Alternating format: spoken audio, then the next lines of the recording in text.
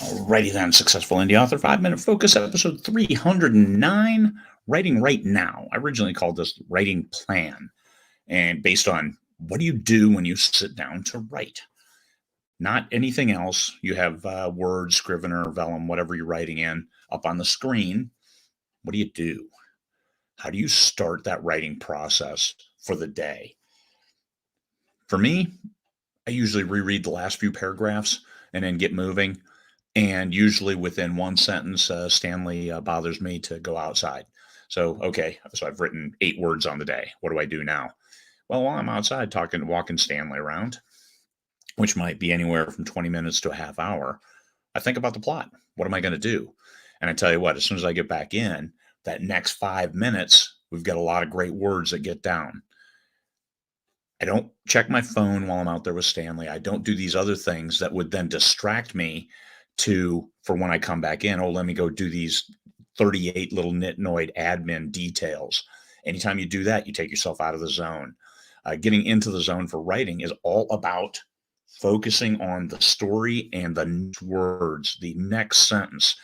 Get down this one, but you're thinking the next one, and it's just typing. You're just typing, jamming, getting it down. Or if you dictate, it's dictating because you know what's happening. You're just describing the scene that's playing out in your mind. Then you work through the transitions, and you do the next scene, and all of a sudden you have a book. Rereading those last few paragraphs sets me up, so I make sure that I don't duplicate what I've just written because I'm still thinking about it from yesterday. But continuing the thought, characters move the plot forward. So are your characters developed? What additional elements do you need to add in for your characters to give them life and depth? Do you need to add that now? Is that coming? If it's coming, don't forget it. Keep jamming. Get to that point, add that depth, and move on. If a character is afraid of heights, I put that in for one of my characters in a recent series, and I don't think we found that until towards the end of book 2. But hey, there it was, and finally, all of a sudden, it's like, you got to be kidding me! You're afraid of heights? But that's it flowed through that scene, and there was a combat scene, and so that was a good probably 4,000 or 5,000 word day because of everything that was going on. And I knew it was going to happen, and just jamming it out. And coming back in from walking Stanley, that's great because I know I've got an hour or two until I take him out again because we go on a lot of walks. I need that for my weight control too.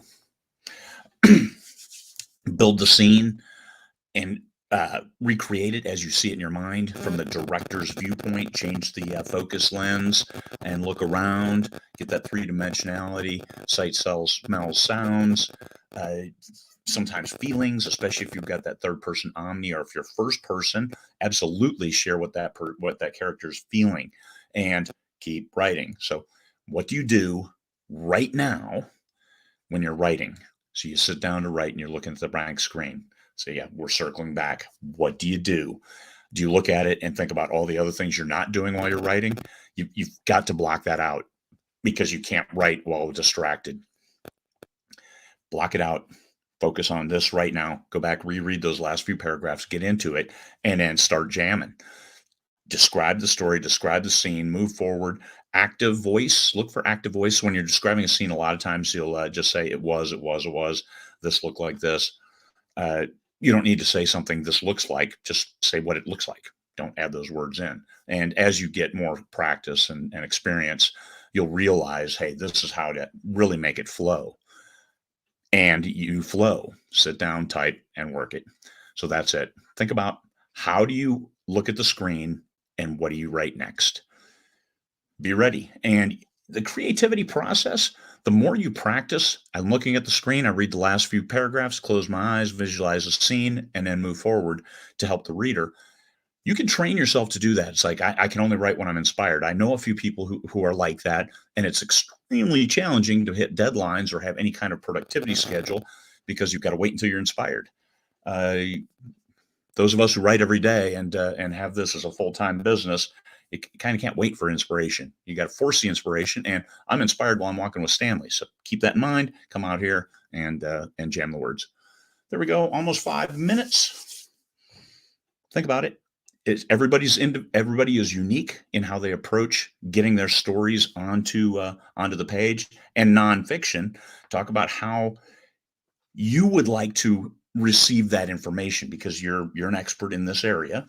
So how do you want to receive that information? How you give it to them? So whether nonfiction or fiction, tell it how you want to read it, build that scene, make it happen. Peace, fellow humans.